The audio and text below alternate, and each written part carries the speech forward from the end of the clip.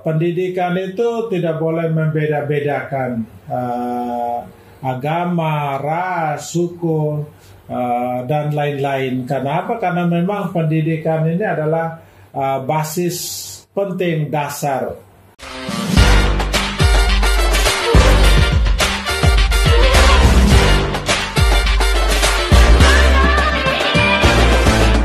Nah, pada kesempatan kali ini saya bersama-sama dengan yang pastinya satu atau orang nomor satu yang ada di SMA Katolik Giovanni Kupang. Ini ada Romo Stef. Jadi teman-teman semua kita akan cerita dan sharing terkait dengan keberagaman dan juga toleransi yang ada di SMA Giovanni. Sebelum itu saya kasih kesempatan dulu untuk Romo perkenalkan terlebih dahulu kepada teman-teman kompak yang ada di mana saja. Baik, terima kasih banyak dan selamat siang, selamat berjumpa. Selamat datang bagi teman-teman dari komunitas kompak SMA Katolik Giovanni Kupang. Pada hari ini kami merasa sangat gembira, senang dikunjungi oleh komunitas kompak yang ada di Kota Kupang untuk bersama-sama berbincang tentang keberagaman toleransi yang ada di SMA Katolik Giovanni Kupang. Oke teman-teman, sekaligus mau informasi juga bahwa Romo Stef adalah salah satu influencer dari komunitas orang muda lintas agama. Jadi sudah seringkali bekerja sama dengan kami kampanye terkait dengan isu-isu keberagaman dan juga toleransi yang ada di Kota Kupang.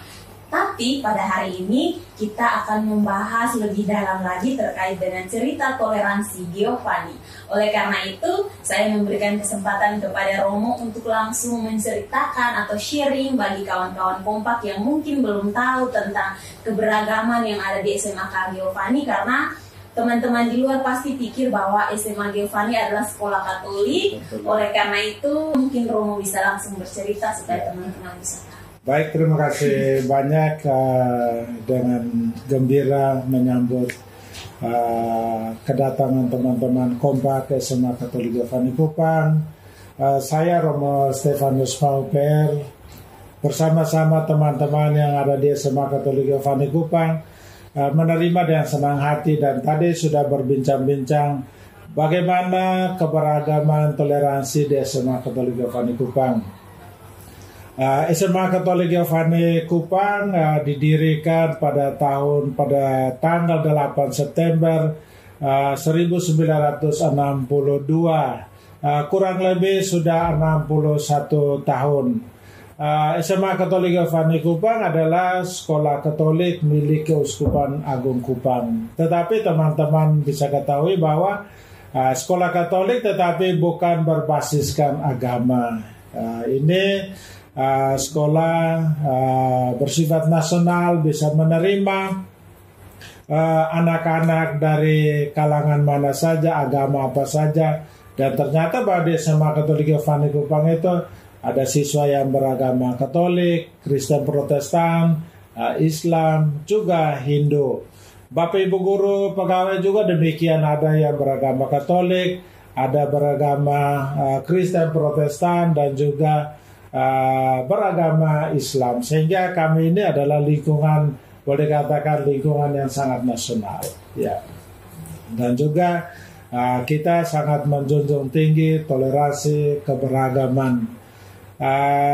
Perjalanan SMA Katolik Giovanni Kupang kurang lebih sudah 61 tahun ini memang kita sangat mencintai keberagaman dalam arti bahwa pendidikan itu tidak boleh membeda-bedakan agama, ras, suku, dan lain-lain. Kenapa? Karena memang pendidikan ini adalah basis penting dasar.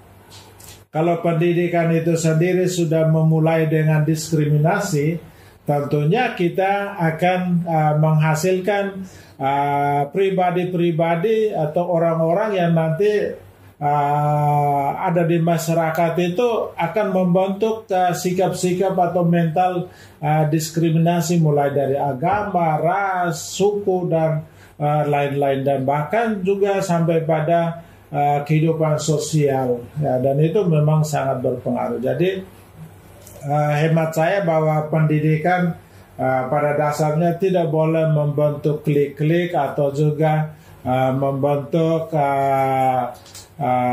kelompok-kelompok yang bisa saja menciptakan suasana yang tidak nyaman, tidak harmonis di masyarakat. Perjalanan SMA Katolik Giovanni Kupang boleh katakan bahwa dengan keberagaman ini kami betul-betul membangun toleransi di antara para siswa dan juga para guru, pegawai. Nah, misalnya anak-anak itu sendiri, kami memberikan kesempatan untuk mereka bisa berdoa, baik itu agama Katolik, agama Kristen, Protestan, Islam, dan juga Hindu. Ya, dan juga di sana kami turut membangun atau membina, mengarahkan anak-anak, karena memang ada yang memang untuk berdoa sendiri kadang sulit, susah. Tetapi bahwa dengan itu kami juga bisa tahu anak-anak kami ini seperti apa, ya, bagaimana pendidikan kehidupan beragama atau pembina rohani di rumah, di keluarga seperti apa.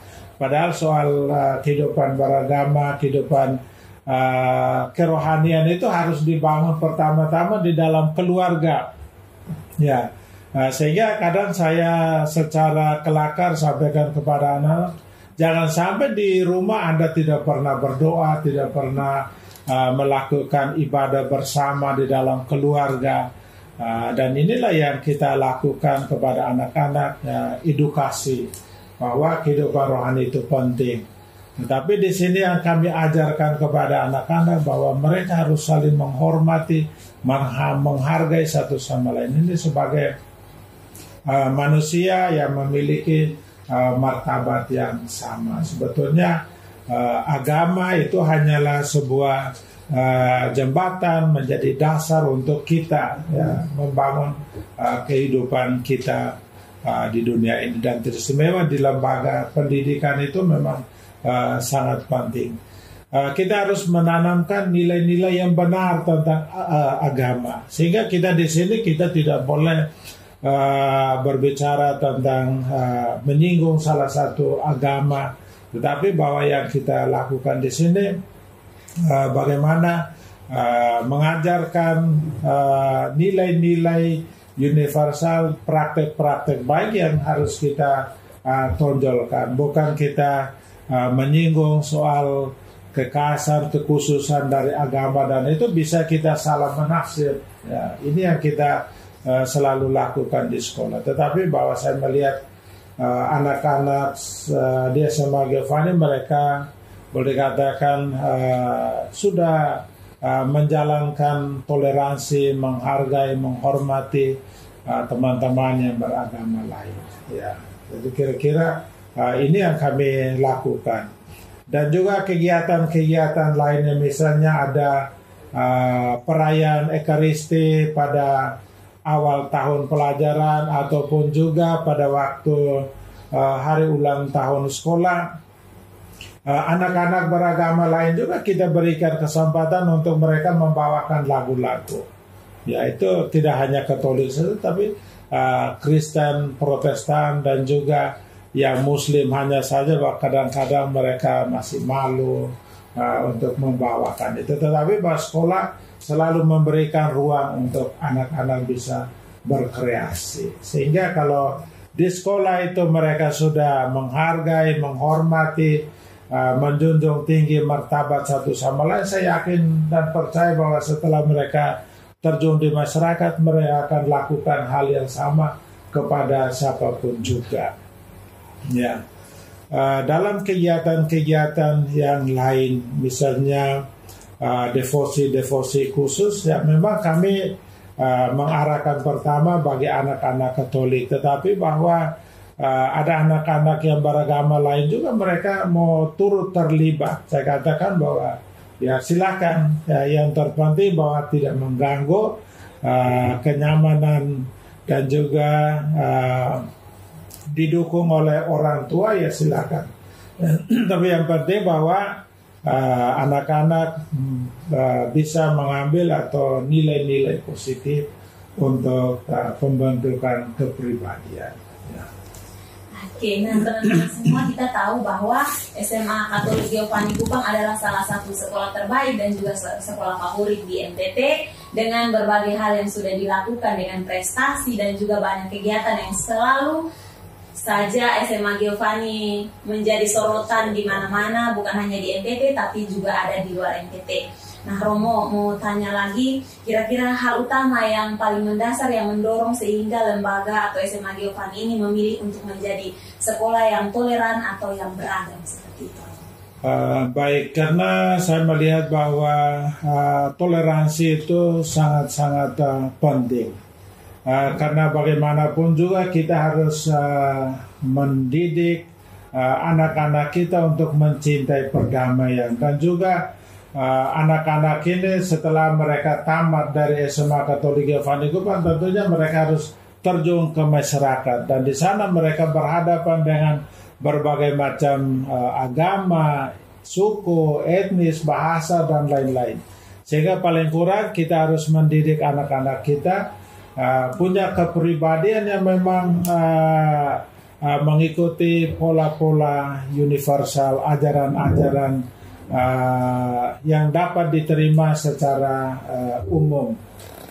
Memang SMA Katolik Giovanni Kupang memang kami sangat-sangat konsen dengan sikap ini, bahwa toleransi harus terus-menerus kita gaungkan, kita ajarkan, dan kita tanamkan kepada para peserta didik, sehingga di masyarakat mereka tidak boleh menciptakan suasana-suasana yang bisa memicu timbulnya kekerasan dan juga hal-hal yang lain. Beristimewa anak-anak kita, mereka harus menjadi pribadi-pribadi yang mendamaikan, pribadi-pribadi yang memang suka berdamai dengan siapapun juga, terlepas dari agama, suku, ras, dan lain-lain, dan bahkan status sosial. Dan itu kita banyak anak-anak ini, mereka berkiprah di masyarakat menjadi ya orang-orang yang memang pembawa damai, sukacita, dan juga mau bersahabat dengan semua orang. Ya. Oke, nah teman-teman, kita sudah banyak sekali mendengar cerita dari Romo terkait dengan keberagaman dan juga toleransi yang ada di Giovanni. Dan juga perlu teman-teman ketahui, ini bukan saja hanya pesan lisan yang juga disampaikan Romo, tapi ini sudah menjadi hal yang mendasar di Giovanni. Karena pas waktu kami masuk itu di bagian papanya itu ditulis bahwa sekolah ini juga adalah sekolah yang sangat beragam dan juga sangat toleransi, baik guru maupun siswa dan semua yang ada di dalam lembaga ini. Oleh karena itu, Romo, kami sangat mengharapkan Romo kasih satu kesan dan kesan untuk teman-teman kompak yang ada di luar sana, atau untuk teman-teman muda yang baru tahu atau yang kepingin tahu tentang Giovanni.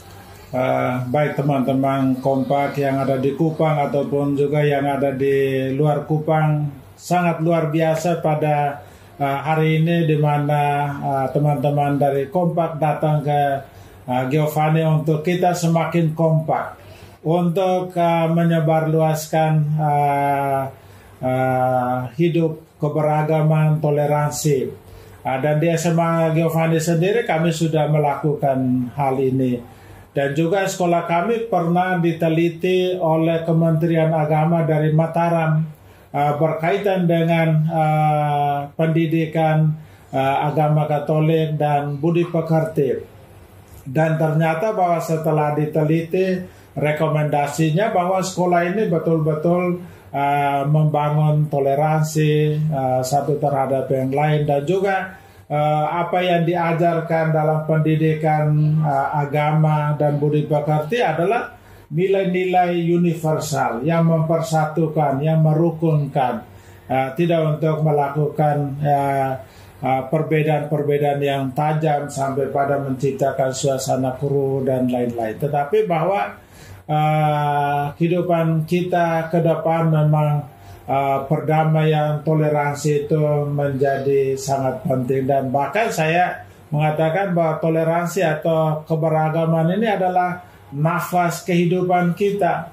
Ya, bila mana kita tidak menciptakan keberagaman, kita tidak toleransi, dengan sendirinya kita menciptakan suasana yang akan mendatangkan bencana bagi banyak orang dan juga bagi bangsa dan negara kita. Tetapi kita harus mulai dari pendidikan itu sendiri sebagai landasan dasar, dan pendidikan ini menjadi sangat penting untuk kita tanamkan nilai-nilai keberagaman, nilai-nilai toleransi, dan Bapak Ibu guru yang ada di sekolah ini juga dengan sikap dan teladan hidup yang baik, kita menjunjung tinggi nilai-nilai keberagaman dan toleransi terus kita tanamkan. Untuk itu teman-teman sekalian yang ada di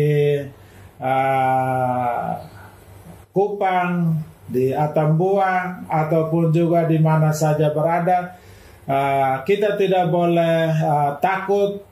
Kita harus terus berjuang meskipun ada tantangan, ada kesulitan, dan pasti ada yang tidak suka. Tetapi bahwa kita harus terus mengkampanyekan keberagaman, toleransi, karena ini adalah sangat penting, karena ini berkaitan dengan kehidupan kita. Kalau kita semua itu mencintai perdamaian, mencintai keberagaman, dengan sendirinya hidup kita akan harmonis. Sehingga demikian hidup kita akan menjadi sebuah pujian bagi Tuhan dan demi kesejahteraan hidup bersama.